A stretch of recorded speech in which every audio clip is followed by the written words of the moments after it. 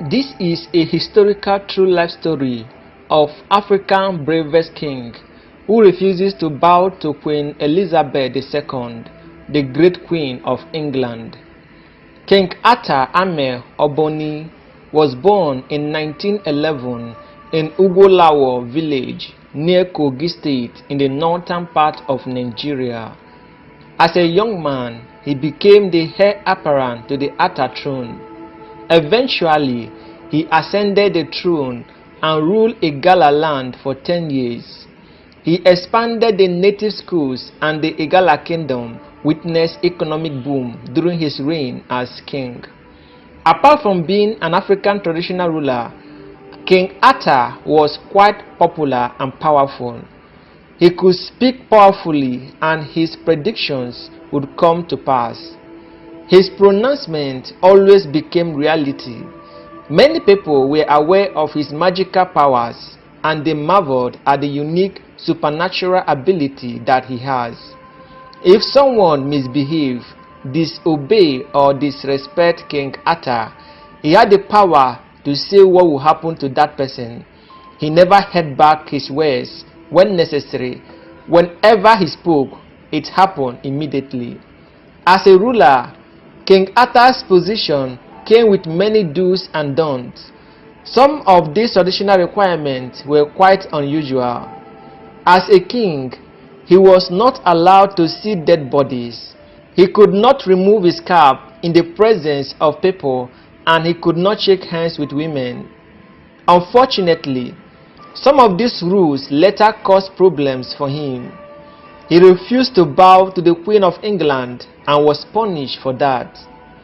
It was taboo for King Atta to remove his cap in the presence of others. There was a meeting in Kaduna in 1956, and many traditional rulers were in attendance. The Queen of England was also present. While other kings removed their caps as they greeted the Queen, King Atta was reluctant to do so. Unlike others, he could not remove his cap in public, neither could he shake the hands of the Queen. What was he to do?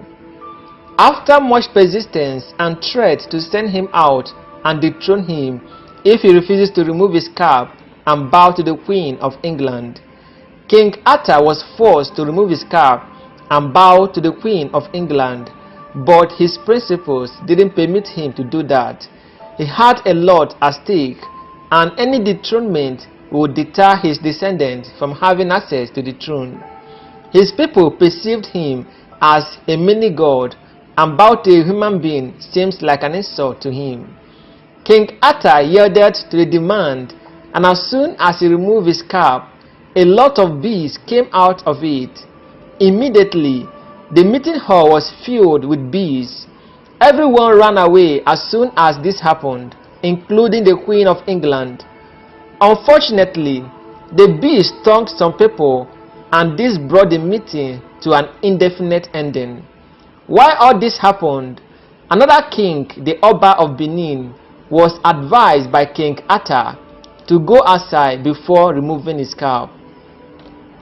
After the unfortunate bee episode, King Atta was arrested and handcuffed by some security officials. Despite the arrest, the handcuffs fell from his hands. The officials put him in a room and locked him up, but after some time, he disappeared from that room. The queen was unhappy with what happened, and she wanted King Atta to be removed from his position as a traditional ruler. It also appeared that he had become tougher and couldn't be controlled. Some of the kings and the Queen of England were not happy with the way the bees attacked them and the unusual manner in which the meeting ended, and started looking for a way to remove King Atta Ame from the throne, as well as searching for an obedient replacement since he was getting tougher and uncontrollable.